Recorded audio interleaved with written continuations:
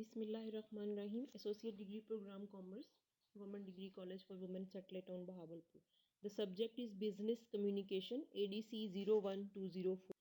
Today our lecture is about process of communication. Communication is a two-way process of exchanging ideas or information between two human beings. Let's see the process starts from the sender's thoughts. Sender जो message देना चाह रहा है उसके दिमाग में जो thought है, जो आइडिया है, वो उसने सोचा हुआ है. सेंडर थॉट को कन्वर्ट करेगा, वो अपने थॉट को जो उसने सोचा हुआ है वर्ड्स में, रिटन फॉर्म में, या उसको ऑरली उसने कन्वे करना है, तो वो उसको अपने मीनिंग को क्लियर करेगा. जब मीनिंग बिल्कुल क्लियर हो जाएगा, आइडिया बिल्कुल मैसेज की फॉर्म में आ जाएगा, तो नेक्स्ट स्टेप होगा कि उसने उस आइडिया को ट्रांसमिट करना है अपने रिसीवर की तरफ. तो ट्रांसमिट करने के लिए मीडिया कौन सा वो यूज़ करेगा? क्या वो ऑरली टेलीफोनिकली बात करेगा, सामने खड़े हुए पर्सन से मुखातिब करके बात करेगा, रिटन फॉर्म में लेटर या ईमेल की शक्ल में बात करेगा, या वो किसी प्रिंट मीडिया न्यूज़पेपर वगैरह के ज़रिए से बात करेगा, कन्वे करेगा अपनी बात को, या वो इलेक्ट्रॉनिक मीडिया रेडियो टेलीविज़न के ज़रिए अपना मैसेज कन्वे करेगा. अब उस मैसेज को जब सेंड कर दिया गया, ट्रांसफॉर्म कर दिया गया है, तो नेक्स्ट जो स्टेप है प्रोसेस में वो है रिसीवर के लिए उस मैसेज को समझना कि जो मैसेज सेंडर के थॉट में था और उसने उसको एनकोड किया था, उसको एक्सप्लेन किया था, क्या उसको एज इट इज़ रिसीवर ने अंडरस्टैंड कर लिया है, डी कोड कर लिया है, उसके मीनिंग को वो समझ गया है कि क्या है. डी कोडिंग के बाद हम कहेंगे कि आइडिया एक्चुअली रिसीव कर लिया रिसीवर ने, उस तक पहुंच गया वो आइडिया जो कि सेंडर के थॉट में था. अब उसके आइडिया रिसीव होने के बाद उसका क्या रिस्पांस है, वो अपना वो रिस्पांस फीडबैक के तौर पर सेंडर को वापस पहुंचाएगा. वन बाय वन ब्रीफली हम इन्हें डिस्कस करते हैं. Generation of thoughts in the mind of a person who wants to transfer it to some other person is the first step in the process of communication. ये communication के process में सबसे पहला step है कि कोई भी थॉट, कोई आइडिया सेंडर के माइंड में क्रिएट होता है, जनरेट होता है. सेकंड है एनकोडिंग, है कि जो सेंडर के माइंड में जो आइडिया जनरेट हुआ है वो उसको अंडरस्टैंडेबल फॉर्म में, किसी लैंग्वेज में, वर्ड्स की शक्ल में उसको कन्वर्ट करेगा मैसेज की शक्ल में. ये कम्युनिकेशन प्रोसेस का सेकंड स्टेप है. इसके बाद third step transmission through media है कि मीडिया में सेंडर ने जो अपना मैसेज है वो कन्वे करना है अपने डिज़ायर्ड रिसीवर को, तो उसके लिए जो सूटेबल मीडियम होगा वो उसे चूज़ करेगा. वो ईमेल है, पोस्टल लेटर है, प्रिंट मीडिया है, इलेक्ट्रॉनिक मीडिया, जिस भी तरीके से उसको सूट करता होगा कि मेरा जो डिज़ायर्ड रिसीवर है उस तक कंफर्म वो मैसेज पहुंच जाए, तो वो उस मीडियम को चूज़ करेगा. फिर है decoding by the receiver. Receiver ने जब वो मैसेज रिसीव किया है, अब वो उसको इंटरप्रेट करेगा, अंडरस्टैंड करेगा कि क्या मैसेज वो परसीव करता है, वो क्या उसके मीनिंग को किस तरीके से समझता है. जब आइडिया रिसीव हो गया है, अब जो सेंडर है उसने अपना मैसेज कन्वे कर दिया है, रिसीवर ने वो मैसेज रिसीव कर लिया है, और अब वो अपने माइंड में उसको ट्रांसमिट करेगा कि मैंने इस चीज़ को कैसे अंडरस्टैंड किया है. लास्ट स्टेप फीडबैक है कि प्रोसेस ऑफ कम्युनिकेशन का लास्ट स्टेप है कि वो किस तरह से रिसीवर ने क्या अंडरस्टैंड किया है, वो उसके ऊपर पॉजिटिव, नेगेटिव, न्यूट्रल जैसा भी रिस्पॉन्स होगा वो उसको पहुंचाएगा अपने सेंडर की तरफ.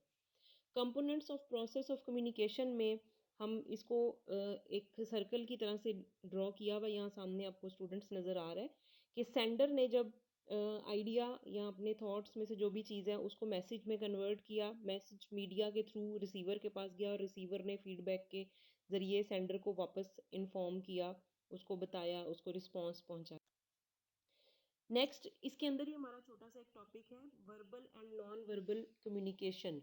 एग्जामिनेशन पॉइंट ऑफ व्यू से ये शॉर्ट क्वेश्चन पूछा जाता है कि दोनों में डिफरेंस बताएं क्या है. शॉर्ट क्वेश्चन अगर आएगा तो आप बहुत ब्रीफली सिर्फ इनकी डेफिनेशन और टाइप्स के नाम लिख देंगे अगर 2 मार्क्स का शॉर्ट क्वेश्चन आता है. लॉन्ग क्वेश्चन आएगा तो definitely you will elaborate it in detail.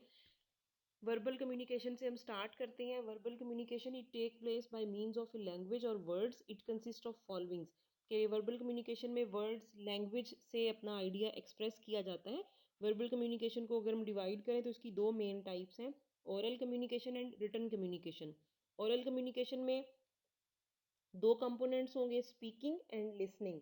Written communication में अगेन दो कंपोनेंट्स होंगे, राइटिंग एंड रीडिंग। स्पीकिंग से हम बात स्टार्ट करते हैं। What is speaking? किसी भी, जब चूंकि हमारा सब्जेक्ट है बिजनेस कम्युनिकेशन, तो हम उसी से रिलेटेड बात करेंगे। स्पीकिंग तो डेली लाइफ में हमारी तमाम कम्युनिकेशन स्पीकिंग से ही स्टार्ट होती है, लेकिन हम बिजनेस कम्युनिकेशन की बात करेंगे तो स्पीकिंग में इम्पॉर्टेंस किस हवाले से है कि एक ऑर्गेनाइजेशन में, एक बिजनेस ऑर्गेनाइजेशन में, किसी कंपनी में, किसी भी इंस्टीट्यूशन में जब इंस्ट्रक्शंस दी जाती हैं तो स्पीकिंग के थ्रू होती हैं। इंटरव्यूज कंडक्ट किए जाते हैं, स्पीकिंग यूज हो रही है। मीटिंग्स अटेंड करनी है तो स्पोक्समैन, जो स्पोक्स पर्सन है, सामने बोल रहा है और बाकी लोग उसको सुन रहे हैं। सेंडर ने अपना कोई ऑर्डर सेंड करना है तो टेलीफोन कॉल करता है अगर वो, तो तब वो स्पीकिंग के थ्रू उसको कर रहा है। नेक्स्ट हम आ जाते हैं लिसनिंग पे। स्पीकिंग के पैरेलल या स्पीकिंग के सामने जो दूसरी चीज़ है that is listening. Listening is very important element. अगर चाहे लिसनिंग के बारे में ये कॉन्सेप्ट है कि इंसान जो ज़ुबानी बात सुनी हुई है उसको कुछ दिनों के बाद वो बात भूल जाता है, तो लेकिन उसके बावजूद लिसनिंग बहुत इंपॉर्टेंट है। फौरी तौर पर जो बात आपको कही जाती है वो आपने लिसनिंग के थ्रू ही परसीव करनी है। Information regarding following is attend by listening. जो हायर अथॉरिटी से कोई ऑर्डर रिसीव हुए हैं, ऑरल ऑर्डर्स, आपने उसको लिसन किया है, फिर आपने उसको अंडरस्टैंड किया है और उसको प्रोसेस किया है। कोई इंस्ट्रक्शंस किसी एम्प्लॉई को दी गई हैं तो एम्प्लॉई उस इंस्ट्रक्शंस को लिसन कर रहा है।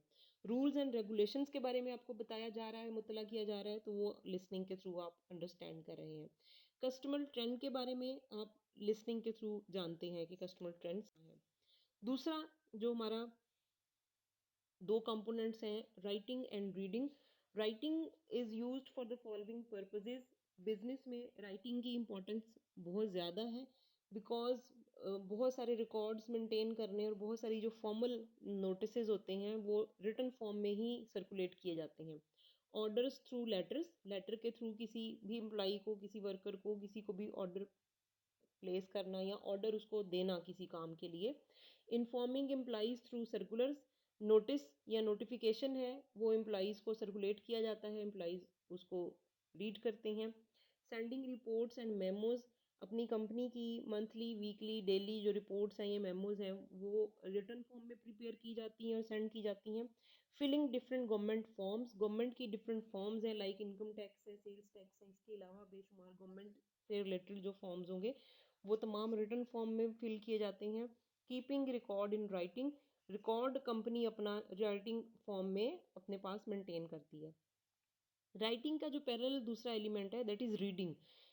रीडिंग का राइटिंग के साथ कनेक्टेड एक रिलेशन है कि अगर राइटिंग फॉर्म में, रिटन फॉर्म में कुछ आपके पास आया तो आपने उसको रीड करके क्या परसीव किया, क्या अंडरस्टैंड किया। Reading involves understanding and interpreting the material. Reports reading है, पॉलिसीज रीडिंग है, बिजनेस स्टेटमेंट्स रीडिंग है, ये तमाम चीज़ें हम रीड करते हैं और अंडरस्टैंड करते हैं कि इसमें क्या किया गया है। Now come to non verbal communication. This is also very important parallel to verbal communication. It takes place without the use of words and language. इसमें वर्ड्स और लैंग्वेज का यूज नहीं होता। It includes appearance, body language, silence etcetera. इसमें जो elements हैं नीचे एक फ्लो चार्ट की शक्ल में आपको नज़र आ रहा है। नॉन वर्बल कम्युनिकेशन के 3 टाइप्स में डिवाइड कर लिया गया इसके एलिमेंट्स को, इसके फैक्टर्स को। नंबर 1 अपेयरेंस है, फिर बॉडी लैंग्वेज है, और तीसरे नंबर पे है silence, time and sound. One by one इन्हें एक्सप्लेन करते हैं। नॉन वर्बल कम्युनिकेशन में what is meant bye appearance. Appearance जो अगर हम बात करते हैं कि स्पीकिंग फॉर्म में बात जो है ओरली हो रही है, तो उस स्पीकर की ड्रेसिंग कैसी है, उसकी क्लोथिंग कैसी है, स्पीकर का हेयर स्टाइल कैसा है, उसकी नीटनेस का क्या लेवल है, अगर वो फीमेल है तो उसने ज्वेलरी किस तरह की पहनी हुई है, मेकअप किस तरह का किया हुआ है, ये तमाम चीज़ें बहुत मैटर करती हैं मैसेज कन्वे करने वाले की बात का क्या वज़न है सामने वाले के ऊपर, कि वो क्या, वो जो स्पीकर है वो डिसेंट ड्रेसअप होके आया हुआ है, उसका हेयर स्टाइल बहुत नीट है, ओवरऑल उसकी बहुत नीट लुक है, उसमें बहुत डिसेंट डेलिकेट फॉर्मल ज्वेलरी पहनी हुई है, उसने मेकअप बहुत शार्प तो नहीं किया हुआ। ये तमाम चीज़ें मैटर करती हैं उसकी पर्सनैलिटी को, कि उसकी पर्सनैलिटी कैसी अपीयर हो रही है, उसका क्या इफ़ेक्ट होगा मैसेज रिसीवर के ऊपर। सेकंड जो है ये पर्सनल अपीयरेंस होगी। अब है अपीयरेंस ऑफ सराउंडिंग, कि जो जिस जगह पे वो जो भी सेमिनार हो रहा है या मीटिंग हो रही है, जो भी चीज़ है उसकी जो सराउंडिंग है, वो रूम है, मीटिंग रूम है, हॉल है, उसका साइज़ क्या है, बहुत कंजस्टेड है, बहुत खुला है, कैसी उसकी उसके साइज़ की क्या है लिमिट है, लोकेशन कैसी है उसकी, किस जगह पर है वो, उसके अंदर जो फर्नीचर पड़ा हुआ है वो कैसा है, उसका कलर कैसा है, उसकी उसके ऊपर कोई अगर पोशिश है तो उसका क्या प्रिंट है, किस तरह की उसकी फीचर्स हैं, फर्दर कि फर्नीचर कंफर्टेबल है या कंफर्टेबल नहीं है, लाइटिंग कैसी है उस रूम के अंदर, क्या बहुत शार्प लाइटिंग है, बहुत ज़्यादा पिंचिंग है, बहुत ज़्यादा चुभने वाली रोशनी है, या फिर बहुत ही लाइट सी मध्यम सी रोशनी है, बहुत ही कूल लाइटिंग है। तो ये चीज़ें मैटर करती हैं, अफेक्ट करेंगी वहाँ के बैठे हुए जो रिसीवर होंगे, जो मैसेज रिसीव कर रहे हैं उन लोगों के ऊपर इस चीज़ का बहुत ज़्यादा इफेक्ट होगा। Second point here is body language. Body language, किसकी बॉडी लैंग्वेज, जो मैसेज सेंडर है, जो स्पीकर है उस वक्त वहाँ खड़ा हुआ है, वो जब बात कर रहा है, मीटिंग में है या सेमिनार में वो एज अ स्पीकर बात कर रहा है, उसके फेशियल एक्सप्रेशंस कैसे हैं, या वो वन टू वन कन्वर्सेशन हो रही है तो बात करने वाले के फेशियल एक्सप्रेशंस कैसे हैं, वो अपने फेशियल एक्सप्रेशंस को according to the point of talk maintain करता है।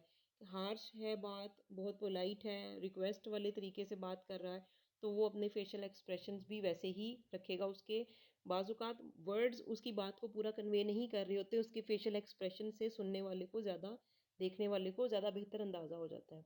फिर दूसरा है जेस्चर है, क्या जेस्चर वो दे रहा है, रूड जेस्चर दे रहा है, पोलाइट जेस्चर दे रहा है, किस तरह का वो जेस्चर दे रहा है।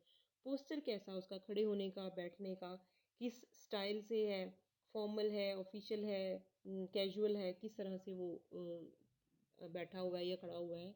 फिर उसने स्मेल एंड टच, कि उसने कोई परफ्यूम, बहुत तेज़ परफ्यूम, चुभने वाला परफ्यूम तो नहीं लगाया हुआ, वो स्मेली तो नहीं है, बहुत अच्छा सा परफ्यूम, लाइट सा परफ्यूम उसने लगाया हुआ है, कोई ऐसी बुरी स्मेल नहीं है। ये चीज़ मैटर करेगी, अफेक्ट करेगी उसके मैसेज को कन्वे करने में। टच अफेक्ट करेगा कि वो उस वक्त बात करते हुए किस चीज़ को टच कर रहा है, कैसे बिहेव कर रहा है। वॉइस पिच क्या है उसकी, आवाज़ की जो पिच है, तेज़ है, तीखी आवाज़ है, सख्त आवाज़ है, भारी आवाज़ है, किस तरह से वो अपने मैसेज को कन्वे कर रहा है speaker. Third, non verbal communication में जो थर्ड फैक्टर है, जो थर्ड इसका पार्ट है, that is silence, time and sounds. इन तीनों को हम अलग अलग एक्सप्लेन करते हैं। What is meant by silence, जब भी हम किसी सीरियस इशू पे बात कर रहे होते हैं, फॉर एग्जांपल अपने आप एम्प्लॉयज़ में से देखें, किसी की डेथ हो जाती है, या जनरली आम सोशल लाइफ में भी किसी की डेथ पे कंडोलेंस के लिए आप जाते हैं, तो खामोशी आपके इजहार अफसोस के लिए एक बेहतरीन ज़रिया है। अल्फाज अगर वहाँ नहीं है, आप खामोश बैठी हैं, तो ये चीज़ शो कर रही है कि आप उस बंदे के दुख में शामिल हैं। खामोशी एक्सप्रेस कर रही है आपकी फीलिंग को। सेकंड है कि ऑफिशियली अगर हम बात करती हैं कि अगर एक एम्प्लॉई से मिस्टेक हुई है और बॉस उसको कंडेम कर रहा है, डांट रहा है, या उसको बता रहा है कि उसकी ये गलती है, और वो सामने खामोश है, इसका मतलब है कि उसने अपनी मिस्टेक को एडमिट कर लिया है। नेक्स्ट है time. Long time shows the importance of someone. हम किसी के लिए बिजनेस के हवाले से हो, ऑर्डर के हवाले से हो, या किसी भी कन्वर्सेशन के रिप्लाई के हवाले से हो, अगर लॉन्ग टाइम वेट किया जा सकता है या किया जा रहा है, तो इसका मतलब है कि उसकी इम्पोर्टेंस है, जो सामने वाला भेजने वाला है उसकी वैल्यू है, उसकी वर्थ है, उसकी इम्पोर्टेंस है, हम लंबे टाइम के लिए वेट कर सकते हैं। दूसरा इसका opposite short time. Short time बाजुकात ऐसा होता है कि हमें उस किसी काम की बहुत अर्जेंसी है, बहुत जल्दी है, कोई मैटर है बहुत जल्दी रिजॉल्व करना है, और हम उसके लिए शॉर्ट नोटिस देते हैं कि एक दिन के अंदर, 2 घंटे के अंदर ये रिपोर्ट तैयार कर दी जाए, तो वो उसकी अशद ज़रूरत या फौरी तौर पर उसको करने की ज़रूरत की बेस के ऊपर होता है। लास्ट इसके अंदर पॉइंट है sounds. Sounds of words. Style of speaking, कि जो स्पीकर है वो उसका स्टाइल क्या है, क्या उसकी आवाज़ स्मूथ जा रही है, उसमें अप्स एंड डाउन्स हैं, उसमें जो बात वो कन्वे कर रहा है उसके अकॉर्डिंगली उसके अंदर फ्लक्चुएशंस आ रही हैं, या वो बगैर वजह के बहुत ज़्यादा ऊंचा बोल रहा है कि सुनने वाले उससे इरिटेट हो रहे हैं, या बहुत ज़्यादा लो बोल रहा है कि सुनने वालों तक उसकी बात ही पूरी नहीं पहुंच रही। तो ये सारी चीज़ें उसके मैसेज कन्वे करने के ऊपर असरअंदाज होंगी। And the last point in sounds is volume of voice. Volume of voice में अगेन वही जो मैंने अभी बात की कि वॉल्यूम कितना है, लो टोन है, बहुत मीडियम टोन है, बहुत हाई टोन है, किस टोन में वो बात कर रहा है। तो स्टूडेंट्स आज का हमारा टॉपिक बहुत ज़्यादा इंपॉर्टेंट था बिजनेस कम्युनिकेशन में। बिजनेस कम्युनिकेशन का प्रोसेस क्या है, उसको हम प्रोसेस के एलिमेंट्स का नाम भी दे सकते हैं।